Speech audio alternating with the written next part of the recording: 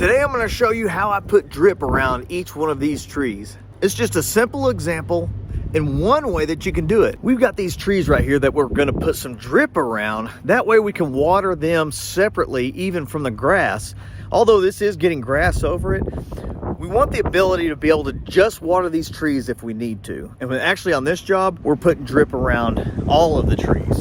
Now there are a few reasons why you might want to do this. One I already mentioned. It's because we want the ability to water these trees separate from the grass. So we might want to supplement water, especially during the winter for not watering quite as much. We may need to put a little bit more water on these trees. So that's one of the main reasons, is still having the ability to put some water straight on the tree, put drip around it. You could also use a bubbler. We use some tree bubblers sometimes. I like doing the drip, and we actually bury it a little bit, smooth it out, and put the grass over it. And it's a good way to do it. One of the other reasons we like to do it on a lot of our jobs is because we live in a very dry climate. I mean, 15 to 18 inches of rain a year. We usually get that in about 3 weeks. No, but seriously, we are dry. And so it is good to have the ability to water your trees separately and being able to supplement the water and add a little bit more water right on the tree ball and the tree's root system. And then one of the other things, because we are so dry, we've got a lot of water restrictions. So we've run into situations before where they said you can't water your grass at all unless you're going to stand out there with a hose. And well, we just don't have the time to do that on all of our jobs. So when they cut the water off, they said you can still water your drip. Well, grass is a lot easier to replace, put back, than it is to go put a bunch of trees back that die because they weren't getting water.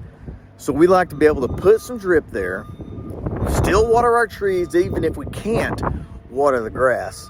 And putting a drip system in like this, or tree bubblers like I said, is a good way to do that. And do this while you're installing the irrigation system. Let me show you the setup we got. So what I've got a 3/4 stub up. You can do 3/4, 1/2 inch, whatever your situation calls for. The next thing I did is I put these little shut-off valves and I put it on every single one of these trees. That way, if there's a situation where we need to cut just this one tree off, we've got that capability. I'm gonna put all of this in a 6-inch round box. Put that over it. Then we go in.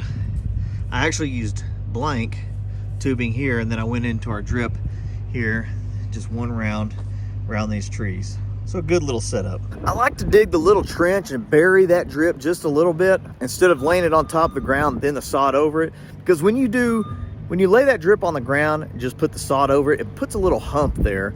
And then it eventually makes its way up and it gets cut a lot more often if you just bury it just a little bit.